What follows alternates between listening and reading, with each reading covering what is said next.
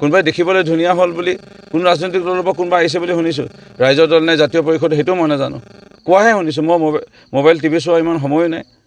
ৰাইজৰ দল নে জাতীয় পৰিষদৰ পৰা কোনোবা এজনী আহিছে বোলে, দেখিব ধুনীয়া বুলি কৈছে, এনেকুৱাকৈ আহিছে আৰু কিবা প্ৰচাৰ চলাইছে বুলি শুনিছোঁ।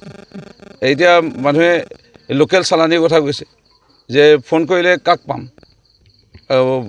কামক মাতিলে কোনে সহায় কৰিব আমাক, মোক আকৌ চবেই ধনু বুলিও জানে, বহুত মানুহে ৰূপজ্যোতি কুৰ্মী বুলিও নাজানে মৰিয়নি সমষ্টিত।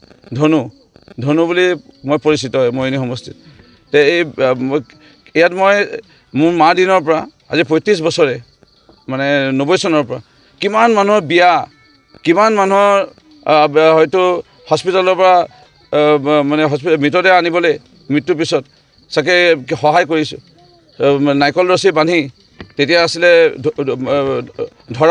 ধৰাত নাৰিকল ৰছী বান্ধি মৃতদেহ এম্বেচেডৰ গাড়ীত পিছপিনে বহাই কিমান মানুহক আনিলোঁ। মোৰ মামা, পেহী, বাইদেউ, নবৌৱে ভৰি আছে মৰিয়নি সমষ্টিত। তেখেতসকলে মাক 3 বাৰ জিকালে আৰু তেখেতসকলে মোক 5 বাৰ জিকালে আৰু তেখেতসকলে মোক 6 নম্বৰ বাৰো জিকাব। সেইকাৰণে বেলেগ ইয়াত আহি পেলাই একো লাভো নাই।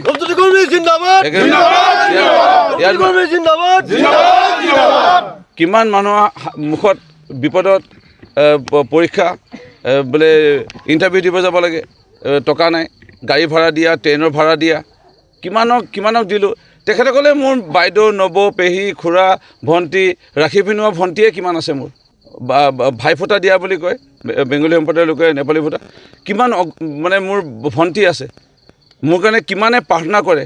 মই শুই নুঠাৰ আগতে মোৰ জেঠাই, মামী, এনাই, নিচা, এনেকৈ কত আছে, তেওঁলোকে মোৰ কাৰণে প্ৰাৰ্থনা কৰে আৰু তেওঁলোকৰ কাৰণে মই আজি জিকি আছোঁ। সেইকাৰণে ইয়াত আৰু কোনোবা আহি কিবা খলখলীয়া টকটকীয়া মাতেৰে ইয়াত বোলে ভাষণ দিব আৰু মোক বোলে পৰাজয় কৰিব বিচাৰিব, এইবোৰ ইয়াত কৰি লাভ নাই মৰিয়নি সমষ্টিত।